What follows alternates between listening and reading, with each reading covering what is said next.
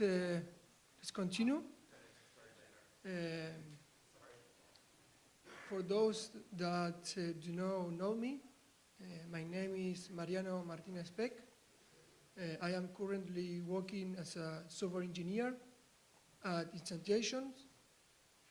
First, I wanted to thank Richard and the sponsors for making this happen. It's been a couple of difficult years, and it's the first in-person Smalltalk event for me in these 3 years, so I'm really happy to be here. It's my first time in Canada, so I'm already enjoying it a lot.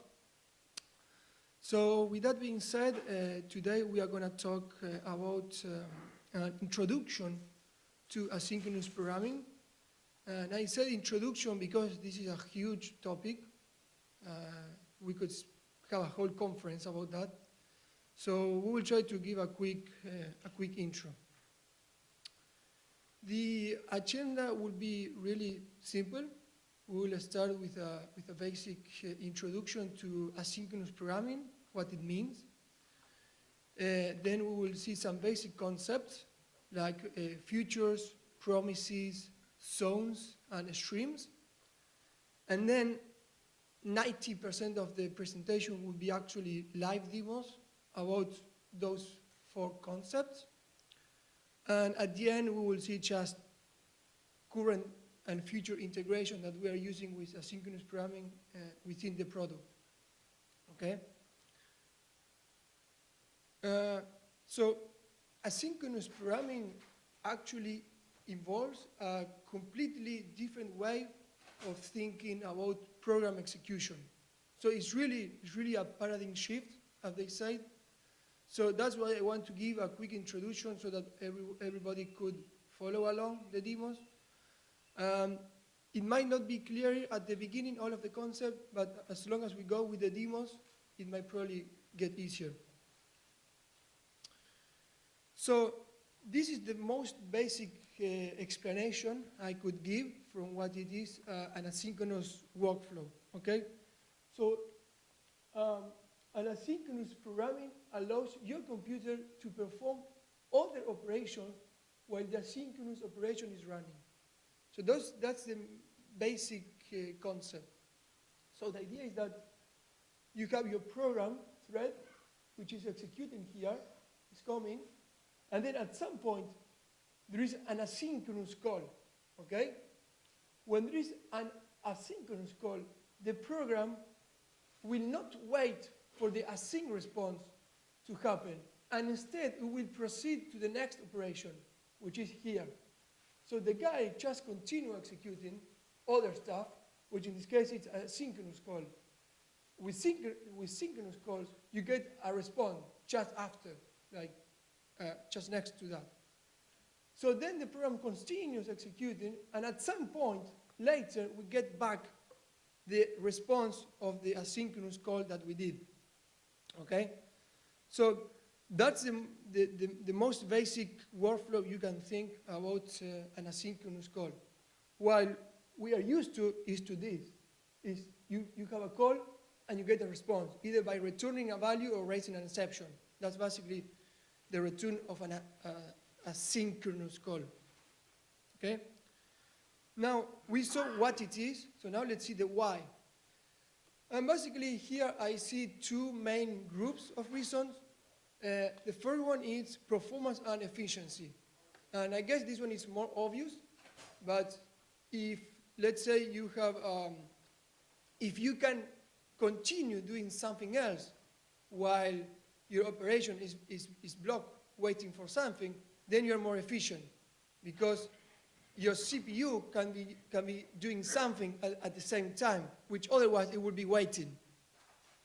And therefore, if at the end of the day, you are more performant because you are able to do the same thing in less amount of time. So that's the first group. The second one is about simplicity, maintainability, and better exception handling. And what do I mean with this? Well, you probably have done some kind of asynchronous programming in Smalltalk. Most likely, for example, when you fork a process, so you have a block and you do fork or fork add. And And that might be enough for a simple case. But when you start to have multiple blocks, multiple asynchronous tasks, not just one block, and you need to define a workflow of those asynchronous tasks, then you need to put a semaphore, and you need to start synchronizing and defining your workflow, and you may have even an exception that happen in that asynchronous task that you fire. So like, imagine you did a fork, and then you have an exception in that fork. So how do you handle that? So things start to get really complex when you actually want to deal with a completely asynchronous framework with fault tolerance and things like that. So that's why the asynchronous frameworks bring this simplicity, maintainability, and better exception handling, as we will see in our demos. Okay? When does asynchronous programming make sense? Well, most of the time, it's when you are fetching data over a server, writing or reading from a database, reading from a file, calling a REST API. Actually, it's any kind of I/O where the CPU or Smalltalk may be waiting for that I/O to happen. There is where asynchronous programming makes sense, because you can instead keep going and keep doing some other stuff. Okay? So there are a few basic concepts that are kind of the foundation for asynchronous programming. I would like to give a quick intro to them, even though with the demos it will be clear what they mean. Here I will just give a quick introduction. The first concept is the concept of a future. You might have seen this in other programming languages like JavaScript, Dart, things like that. So a future is an object representing the result of a delayed asynchronous computation. Okay? Now, when you have a synchronous call, a synchronous one, you get the result immediately, as we saw before. Okay? Which is either by returning a value or by throwing an exception. Now, when you have an asynchronous computation, it cannot return immediately, because the guy may be waiting for the database or maybe waiting over the network or whatever. So instead of blocking all computations until that I/O is ready, what the asynchronous programming does is to return an object which is called a future object, which will eventually complete with the actual result of the operation that we were doing. Okay? So that's the most basic concept, is the concept of the future. Then we can go with another concept that this one is not present on all of the programming languages, but in Bash we have it. It's the concept of a promise, which I think in JavaScript, promise is actually our future. So it's confusing. But a promise is basically a way to create future objects and to complete them later with a value or an error. So what do I mean by it's the easiest way to create future objects? Well, most of the time, the way that you create asynchronous calls in Smalltalk is when you have a block and you want to say, okay, I have this block, I want to run it asynchronously. Okay? In that case, you can use the creational API of the future class. You would say ESFuture on a block, and that will run asynchronously. But sometimes you need to create a future from scratch. And that's very common when you are migrating from a callback-based API into a future-based API. In that kind of scenario, you need to create futures from scratch. The same happens, a similar thing happens when you have a framework. You want to divide the user of the framework from the implementer side.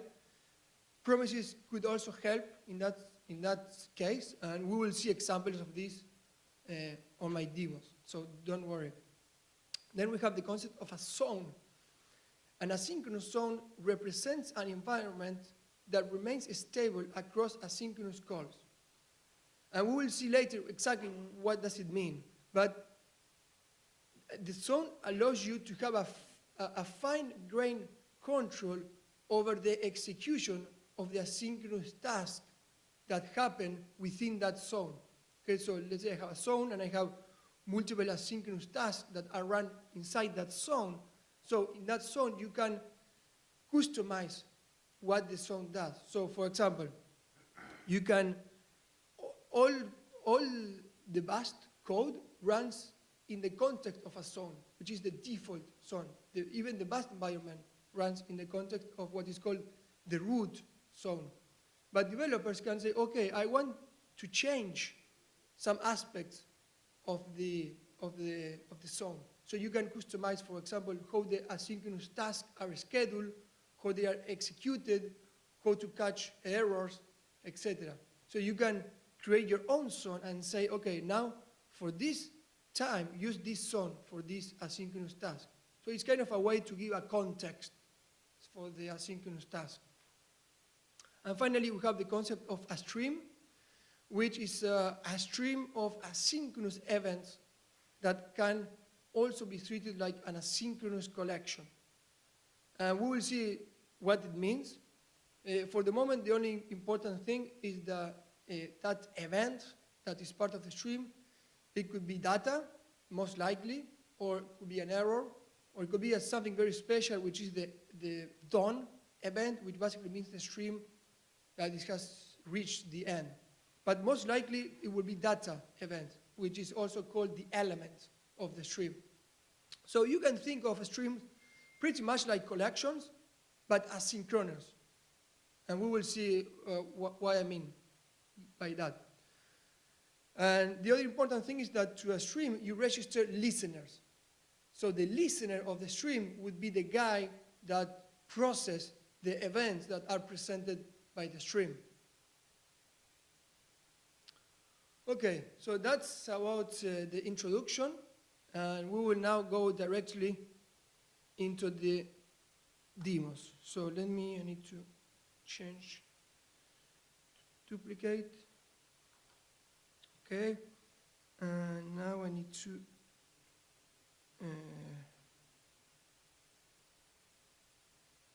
open my image.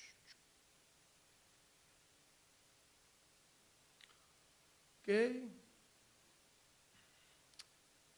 here I have all the scripts that we are going to use today.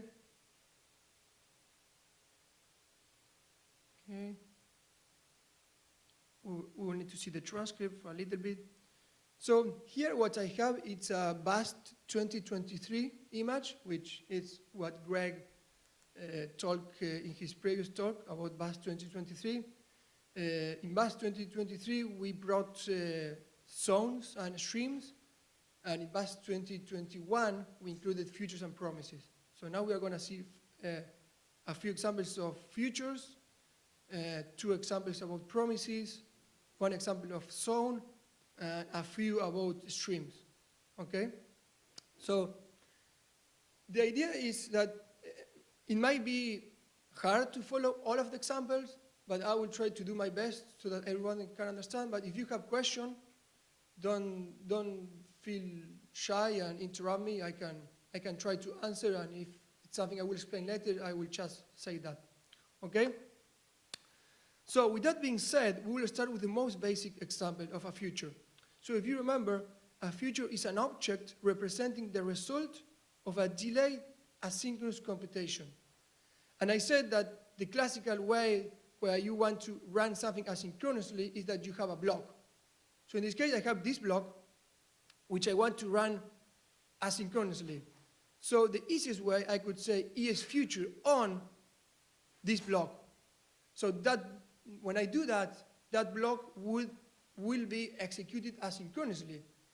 Now, this is similar, not the same, but it's similar like if you would do a fork to the process, in the sense that it will be run in the background with its own Smalltalk process.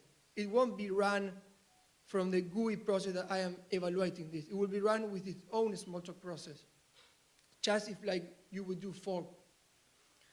And so in this example, what the block does is very simple. It just waits 5 seconds, then prints to transcript calculating 5 factorial, and then actually calculates 5 factorial. And then we just store that, so that returns a future, because I am running this asynchronously. So if you remember what I said before, the result, the immediate result, it's a future object, okay? Then I print future fire, and then to the future, we could say then, so once the future is completed, then I could do something else.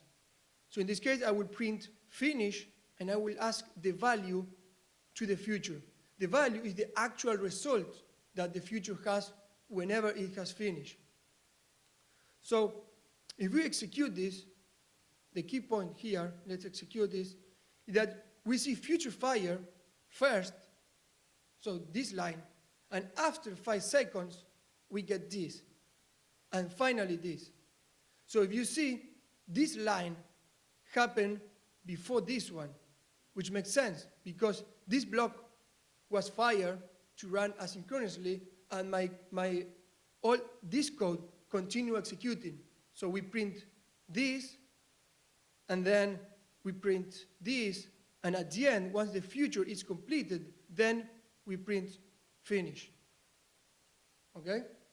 So it's not waiting for the future then? If you had a transcript show like after that future then, it would execute right away. It's the then that's asynchronous. Exactly. The then will make it. I will explain the then in the next example. So maybe it will forget about the then. Forget about this part. I will explain in the next step. Can you create the future and not actually execute it and then execute it at a later time as well? Promises allows you to create a future where you can complete them later. So probably that's what you are asking for. So we will see that in the promises part. Okay? Yeah. So if after line 10, Sorry? if after line 10 I had some more code that took, let's say, 10 seconds to run, Yes. would the future already be running, or would the future only run when I say then? No, this one is already running. Okay. It will be already running. Well, there is one explanation which is a bit more low level, but let's say that I select this and I evaluate this. The future won't be fired until this finishes, because I may have to, I can chain multiple things to the future. Like in this case, I'm saying then, I can specify what to do with exceptions. So it's kind of a schedule after this is executed.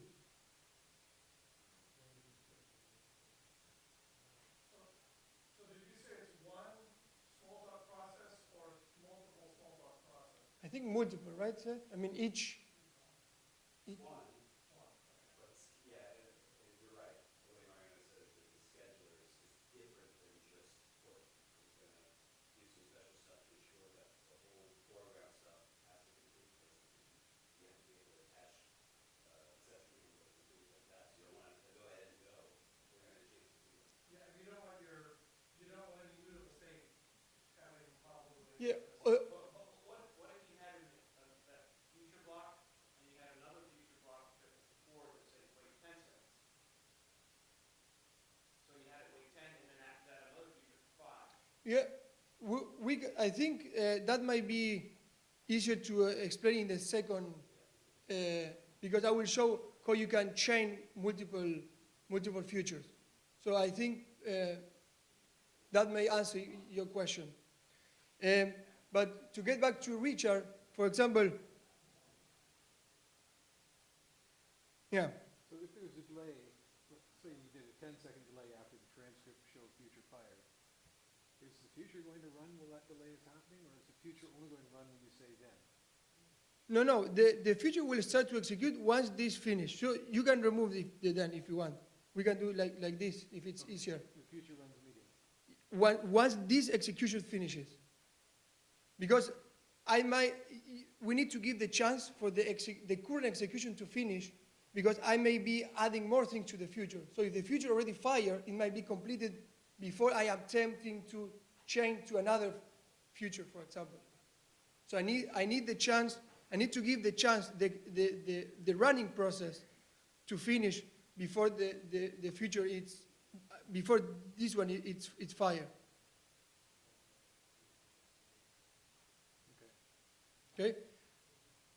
I think with the next example, which is this one, which is an asynchronous workflow, it may become more clear. But if not, we can go back.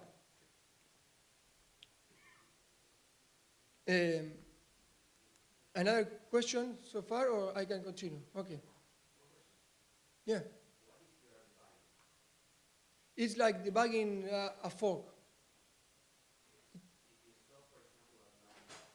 Which one? Yeah.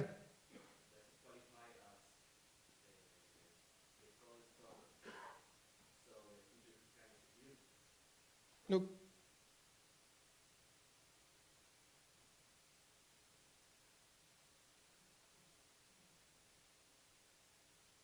Future fire, because it's here, but since I didn't change the future, you could get the 5 factorial after. So because this continue to execute. You see? So the future then is when the future actually executes it, because when you answer the then, you've already composed the... We can forget the then if we want to, if it's confusing. It will be clear if we remove the then. Let's say. The then is composing an additional operation on... Yes. Yes. Okay. So I And think that's a clear way to say it, is that the then is composing the future. yes.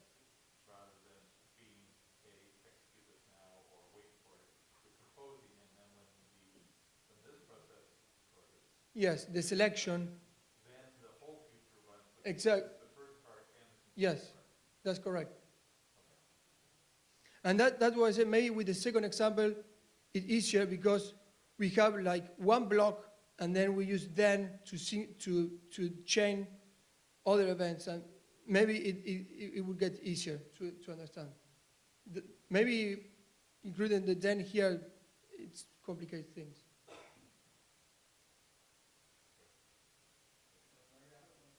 Yeah.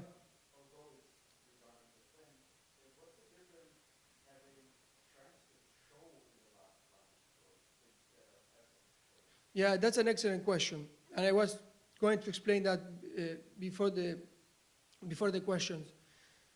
This is because in Bast, if you need to alter the GUI, you have to do it from the Smalltalk GUI process.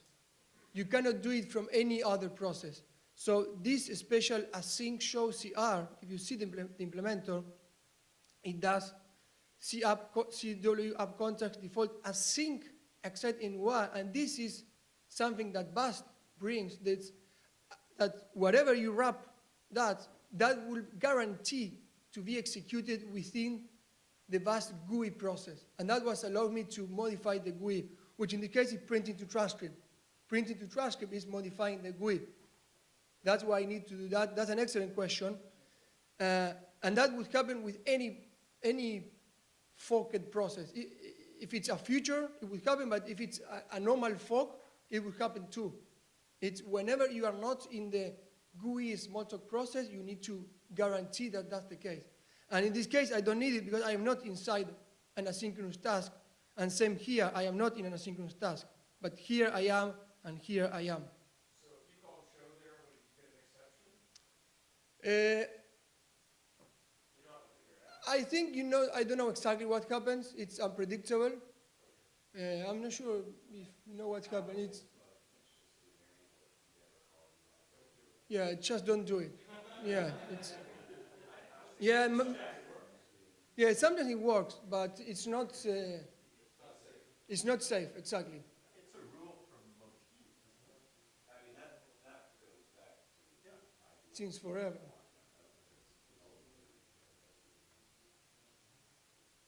Something else I forgot to comment that I would like to show is that the classes are really well documented. So if you look at the class comment, for example, of ESFuture, take a look at the length it has. It's really well documented. If you look any of the API, it's really well documented.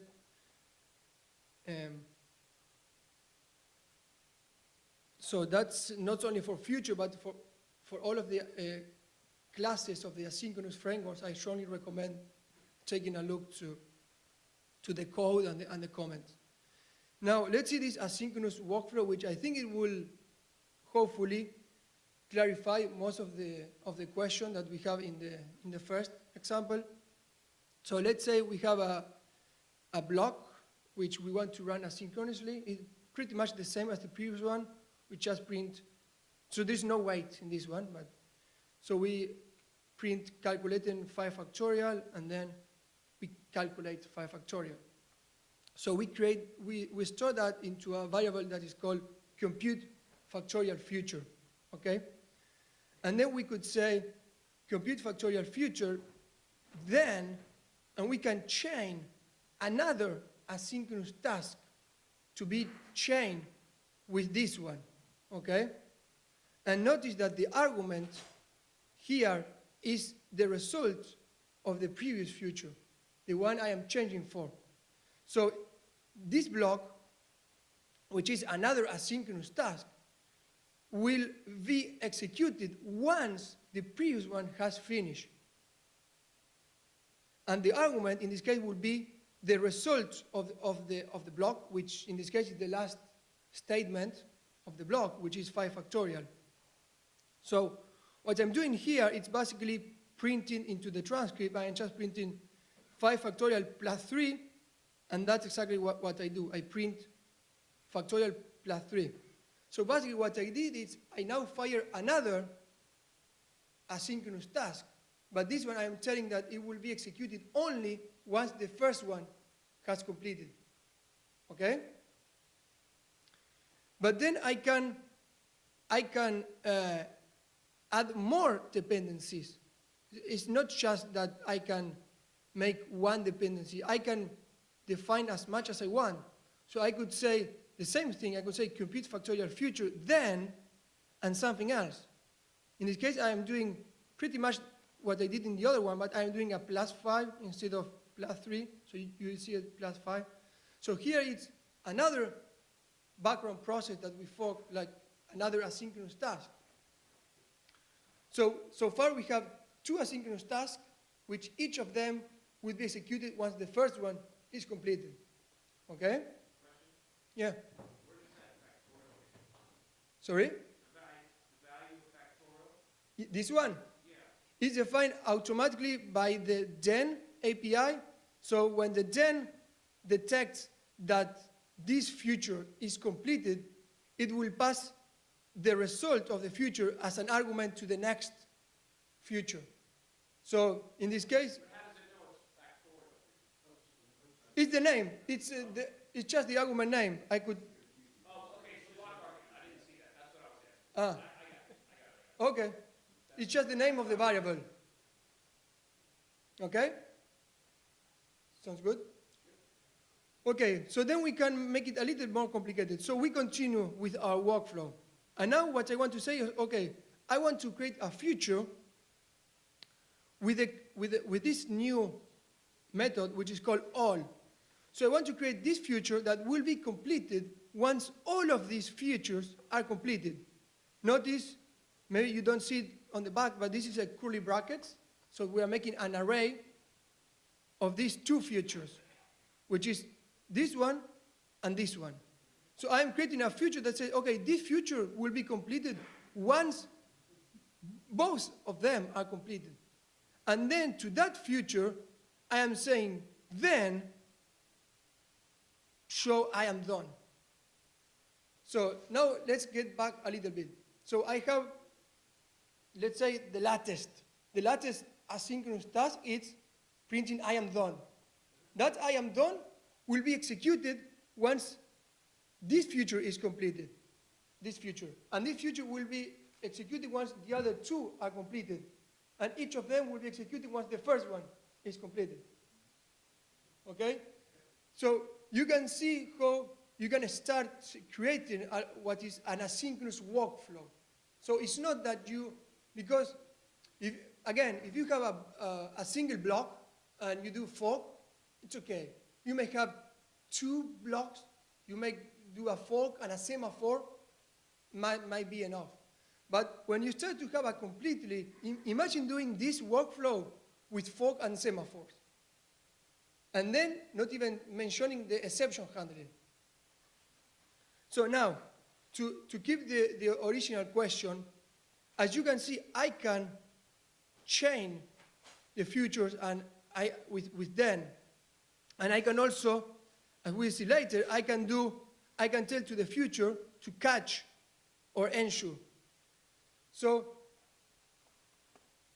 I know it's hard to explain, but I need to give the chance to this code. When I'm evaluating this, I need to give the chance for this code to run, because I may have catch or ensures that happen for the block that I am building. So that's why the block cannot run immediately. It needs to give chance for the current execution to finish, because I may be still chaining that future. It's more or less clear now? And that's why it's not exactly a fork. It's a special schedule where it needs to give chance for the current running process to allow the workflow. Yes? So this is basically the same as JavaScript. I'm not an expert in JavaScript. You're exactly the same as this. So essentially you're capturing that model where you only have a single execution, but you can chain them together. Yes. In the previous example, you had the 2 dependent futures. Would those actually run in parallel? Didn't we run in parallel? Yes. Yes. But that's the only parallelism that's here. Yes. Everything else is synchronous. Yes. We define the order. Yes. Yes, that's correct. Another question. Do you have something like a join command which lets you wait until that future's done so you can trigger some asynchronous stuff? And then wait for them? Yes, we do.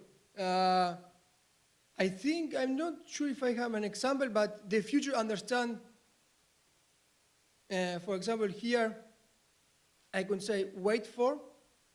To the future, I can say wait for. And that's kind of a barrier. That's wait for. So if I now have another line here, let's say,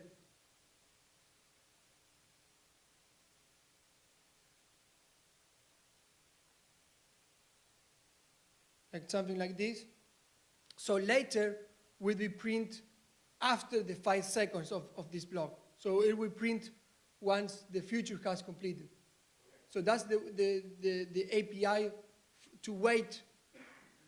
It's a blocking operation. You wait until the future is completed. Okay? Which sometimes you need to do it, but most of the times you try to do as much async as possible, but at some point you need to wait. That's the way to do it if you want to really wait for the future. Okay?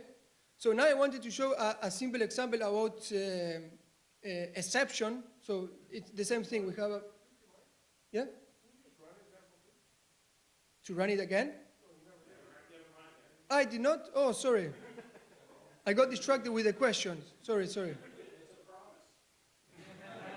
So, sorry, I got distracted by the question. So, you see, calculating 5 factorial, which was the first future, the first asynchronous task. Then we get these 2 guys, which, as they say, they both run kind of in parallel, but each of them would be executed after the first one. And then finally, it's the I am done, which is the very last one. And if you print +3 and +5, they'll just be a string, right? Sorry? If you print +3 and +5, like task could show after all done or whatever, it'll be +3 and +5, right? It'll be the text. The values. If you take values Yes, And just do transcript show right at the end of that. I'm not sure I am following. So at the very end, you mean? Yes, period, and then just transcript show that compute whatever. This one. Yeah, either one, doesn't matter. You want to print the future or the value of the future? I want to see the result of the block. The result of, so that should be, Block completion, right? that should be value. No, but if it's nowhere, it would, I think value automatically waits for, Okay, let's see. I think.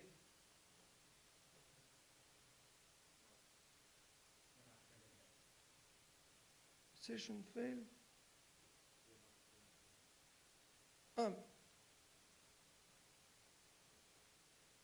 What is wrong?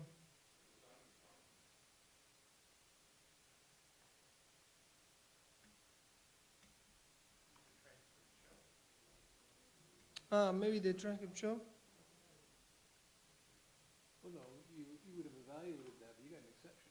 Yeah. The exception was that there's doubly executed.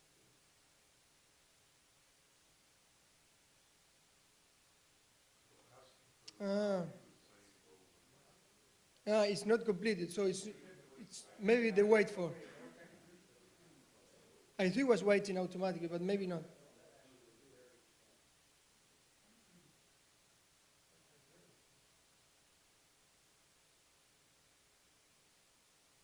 Oh, I expect, sorry.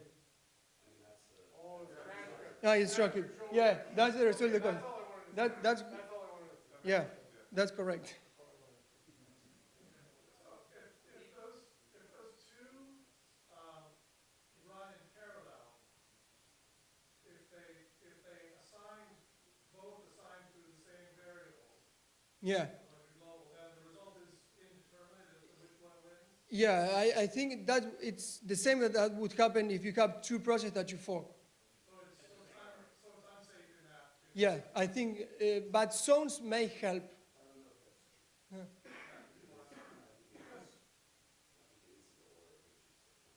I'm not sure. Okay, so it's not in parallel. But the first one would be fire, and then the second it would be fire. So both would be running. Yeah. I think that, yeah. Are they really processes though? They're processes, right? Sorry? They are processes. Yes. So you could yield inside one of those two. Yes. I didn't try, but yeah, theoretically you could. I mean, we typically handle exceptions, so if it's a future, a special case, asynchronously handle exceptions, but we do specifically look for debug faults, so we actually pop that up. So, but yeah, the return of the asynchronous task is the last statement of the block, which in this case was 5 factorial. That's why we see factorial. We will see other examples with other values. Okay, what I wanted to show now is the case of an exception where we have a simple ES future on a block, and that block signals an exception. So we have an API, which is called catch, that receives two optional arguments, which is the exception and the stack trace, where you can do something. In this case, I am just printing code error and the error description. And then if you're familiar with exception handling, you know that you also have ensure. So we also have ensure for the futures. We have both catch and ensure. So if we execute this, you see code error, an exception has occurred, or no, and then the ensure.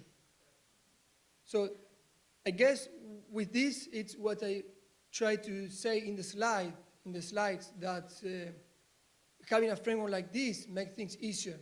Because again, if you imagine this asynchronous workflow with just fork and semaphore, and in addition, there's the exception handling. So that becomes a nightmare. Yes? When you have that exception raised,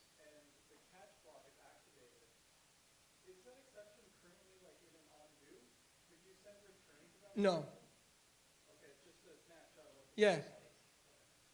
You have, we are going to see an example of here in the asynchronous zones. We'll see an example where what you get here is the exception and the struct trace. But I'm not sure you can resume from the exception. Yeah. I think it won't work, but yeah.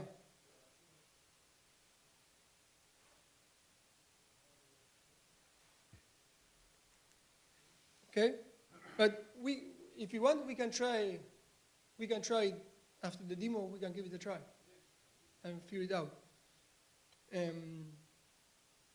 Okay, so that was about futures. Now I wanted to show quickly about promises. So if you remember, a promise is a way to produce future objects and to complete them later with a value or an error. So here what we are going to do is we will create the future from scratch. So what we are going to do is we could say ESPromise new, and then to the promise we ask its future. Notice that here we are not creating a future. We are just telling your promise, okay, give me your future. And then we can use that future to do whatever we want, like we did in this asynchronous workflow where we chain and we do future all, etc. Well, in this case, we are doing the future of the promise, then something, okay? Which is, in this case, I'm just printing into the transcript the object I receive as an argument. So then I print, okay, about to complete the future, and later, at a later point, the promise says, okay, now I complete myself, and therefore the future will be completed. So if we execute this, let's execute this, we see, so far, the only thing we see is about to complete the future. The future was not completed yet. But then the promise could say, okay, now I complete my promise. And now the future is completed, the future associated to the promise. And then it continues with the workflow it has defined. Okay, so this is what goes back to your original question. Okay? So, something I wanted to show about promises, it's an example of our OS process framework. This is a framework of BAS that allows you to communicate with the operation system tasks and commands like ping, sleep, whatever you can think of your operation system. So in this case, what I'm going to do is just run the command ping with these arguments. I will just ping localhost. And it seems to be that this is the Windows way for sleeping for a couple of seconds. So Windows does not have a sleep command like Linux. So basically, I'm just executing a command that will just wait for 5 seconds. Okay? And then I'm saying, on completion, then, and I print the process that I get as an argument, I print it into the transcript, and I print process completed. So if we execute this, nothing happens, and now in about 5 seconds, we should get process completed, printed.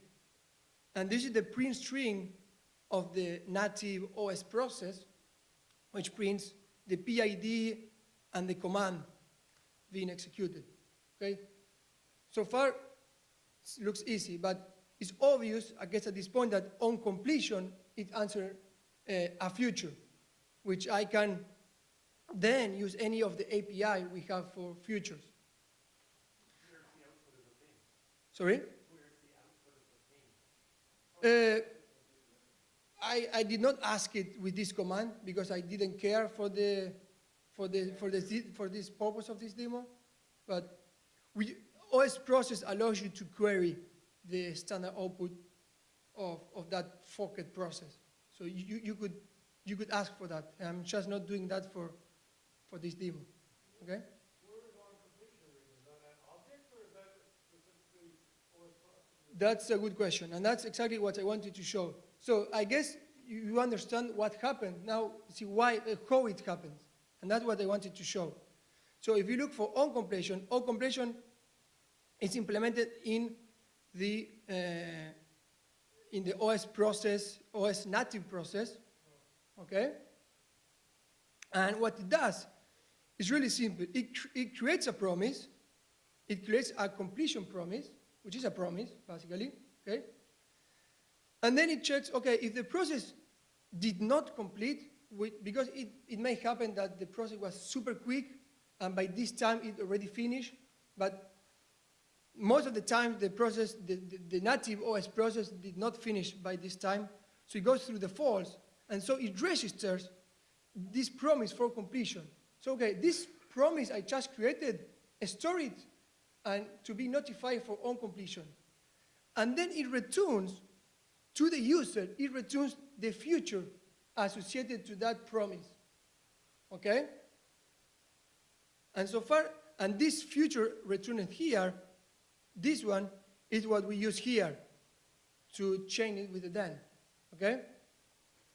The thing is, what happens now, once the native process finishes, so once the ping command finishes, the virtual machine gets notified about that, then it sends a specific message to the image, and then that method calls another one, but at the end of the story, it calls this method, fulfill completion promises, okay? And this is very simple. It says, okay, give me the promises I registered for on completion, give me the promises, and then for each of them, I do promise complete with self, which self is the OS native process. So it's completing the promise with self once the OS native process is completed. So when this line happens, when this happens, is where this block basically gets executed, because the future returned by on completion is done. Okay? Did the process that you got back, the OS process, did it capture the standard out? It captured there? Did it capture standard out? I think the way I started the project, I'm not sure. So the OS process starter, I mean, if you want to look at that API real quick. Yeah, there is. Also side. So if you want to capture SDL, that's fine, that's there. Redirects. Single stream, there's really no end to the configuration tree. So Yeah, I did not configure it. send it to null if you don't care, but in cross-platform. I just didn't do it for this example. But you can see on the API that it's possible to do it. The same for standard error, standard input, all of them. Okay. Now I wanted to get into asynchronous zones. And this might be, it's just one example. But something I want to say is that for this example, try not to read the code and instead just watch what I highlight, because otherwise it will be complicated to follow. So what we do here is basically we have a block. So first, if we remember, a zone represents an environment that remains stable across asynchronous calls. It gives like a context for a given set of asynchronous tasks that you want to run. So let's imagine we have a block, and in that block we do 1 to 6 do, and for each of them we do is future on something. Forget about this for line, what it does. So what we are actually doing is we are just spawning 6 asynchronous tasks, okay? But here, what I'm saying to this block, I am saying async zone with this particular zone that I am overriding and customizing, and with these values. So the magic here is that the zone allows you to do two things. On the one hand, it allows you to define data that can be shared by the different asynchronous tasks, okay? So in this case, I am just storing a dictionary with a key and a value. The key is just greetings, and the values, it's an ordered collection of graphemes. As we saw in Seth's presentation, this is a collection of graphemes. So we store that as our internal data for the zone, and then we can customize different aspects. So the first thing we can customize is on schedule. So we can customize how the asynchronous task will be scheduled inside that zone. So I could say, since this block, which we don't care right now, it will do GUI modifications, then I need to say, okay, whatever is the function, which is actually the block, which is basically this, the block, it's here we call it the function, whatever that is, execute it in async except in Y, because I know this guy will modify the GUI. So that's why I am customizing how the asynchronous task will be run, okay? The second customization allows me to customize how it is run. So the first one was how to schedule. This one is how to run. In this case, I'm just running an asynchronous task, and I'm just kind of logging that I am actually running an asynchronous task. And then I kind of continue with the normal execution. And finally, I am handling uncaught error. So like if there was an exception that happened in any of the asynchronous tasks and was unhandled, you can hook to do something. So in this case, again, you receive an error object and a stack trace. And what I'm doing is I'm creating an empty text file, and I am writing the stack trace into the file. And then I can close the file and exit the exception. Okay? So those are the three customizations I am doing for this block that will contain 6 asynchronous tasks. So now, what the asynchronous tasks do? Well, first it wastes a couple of milliseconds, okay? Then we get this scintilla editor of this workspace. So basically we do STS workspace, all instances first. I have only one workspace on this image, so it will be this workspace. And when I ask the test widget, it will actually return this scintilla editor that you're actually seeing right now. And then what we do is we are going to remove the first elements of the greetings collection. So notice here how you can access the zone that you are in. So from within an asynchronous task, you could ask, okay, what is my actual zone? And then you could access the data. So it will just do a remove first of this collection, of the greetings collection, and then it will just print it into the editor. Okay, so if we execute this, what we should see is that each of the emojis are actually being printed at the end of this editor because the add text puts the character at the end. So if we execute this, There's only 5 emojis, and you're running 6 times. excellent question. Excellent question, and we will see exactly. Perfect. So we execute this, and we should see here all the emojis appearing. And also in the transcript, you see running an asynchronous task, which is. So basically, this is my workspace trying to say, hello, camp, Smalltalk, Supreme, anniversary. So that's my workspace talking. So we can see that the on schedule work because I was able to modify the GUI and everything worked. The on run did work because we can see on the transcript the printings. And as someone asked, how do we know if this one did work? So for that, I should go to my working directory and see if there was a file called async error, and in fact, here it is.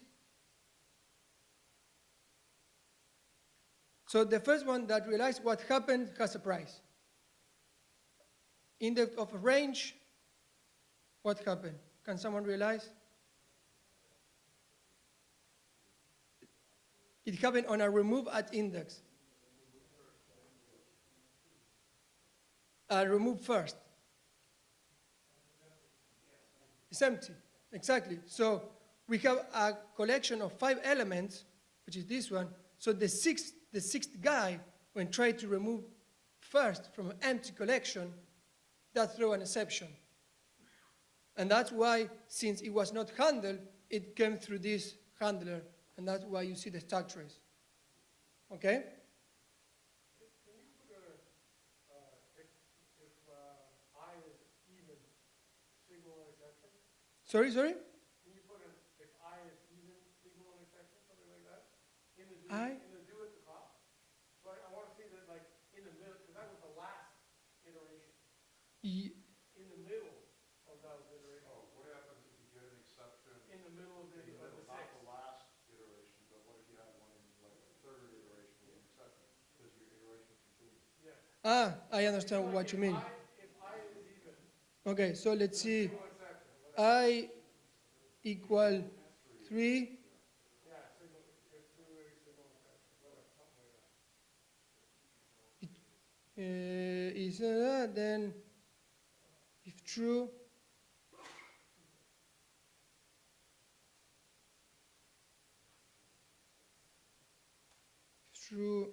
string foo, something like that. Yep. So let me clean this.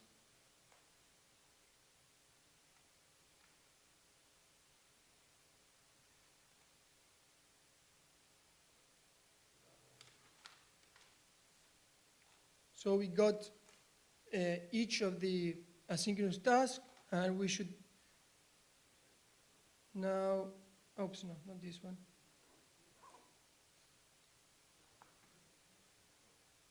The problem is that do you know what happened? It's overriding my stack, right? Because I already, so let me do to 5.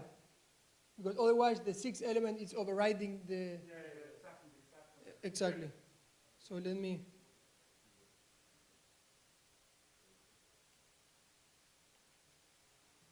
Need to remove the characters. yeah, thank you.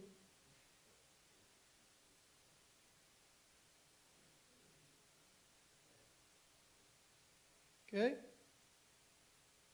Got the 5 of them printed.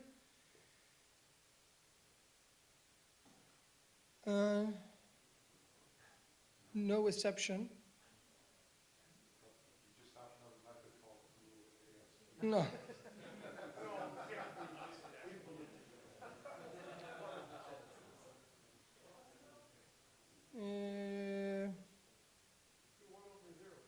Yeah, let's try. That's if true. How about if false? It's going to be 3 of No, with the 3 it should be. Eh? I is never 3 when those are executed. By the time those are executed. Wait, for the either to do implementation, to do optimization.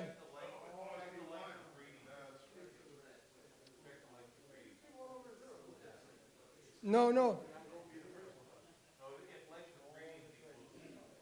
condition is not inside the feature. The condition was on the other scope. That's right. Yeah.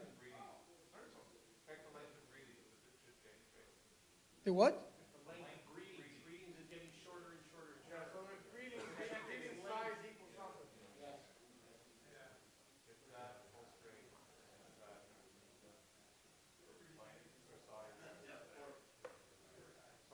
3 if true, then you send that. Like this you want?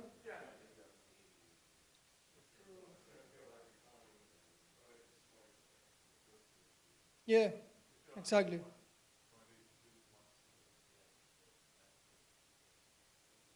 I'm not used to type that much in this machine, as you can see. It's true. Okay?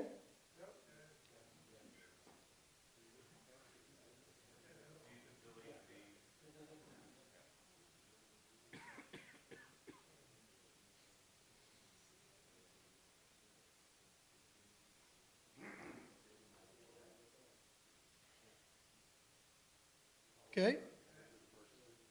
He did the first three. And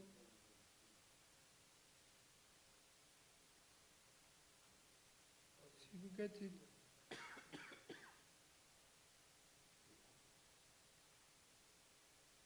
Strings, understand. Oh.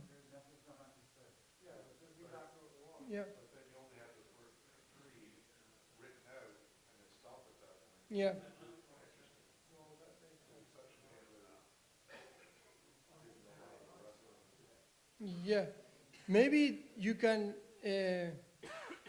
potentially you could try to see what happens with the exception here and try to do something differently.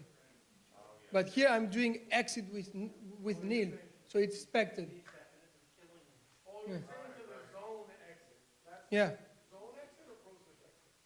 No, this is for deception. Yes, but is that the zone to exit or the one process to exit? The one future to exit? Sorry, I'm not sure. So it says, if there's an exception, Mm-hmm. We're actually over time. Yeah, exactly. sorry. No, it's okay. I have a general question. Yep. How useful is this actually? Are there examples? Like this seems like quite examples. It seems Mm-hmm. as complicated as, well, it's just a step above having to do semaphore. You're still having to follow the execution, Mm-hmm. join and for Yep. whatever.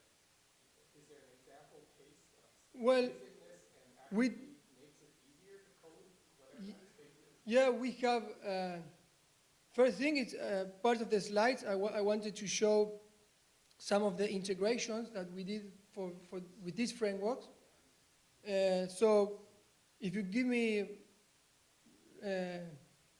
so I'm running out of time. So You're actually like 20 minutes over time. yeah, so let me just show the integration that you asked.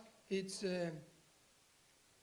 we have integrated this in OS process, and as Greg said, the streaming HTTP content retrieval that you saw in his presentation, we have done it with streams, which I didn't have the time to show it today.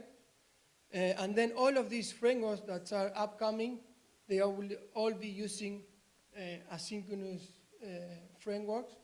And we also have two big customers that are already using features and promises to speed up some large processes. So I would say that it is being used, but it's not easy. I agree, it's not something easy. So that's it. I don't have. So I ran out of time. I wanted to show the streams. As you can see here, I have plenty of examples about the last concept, which was the streams. So if someone wants to come to me, I will be until next Tuesday, so I have all these examples about the streams. So if someone is interested, I will be happy to show it. Okay?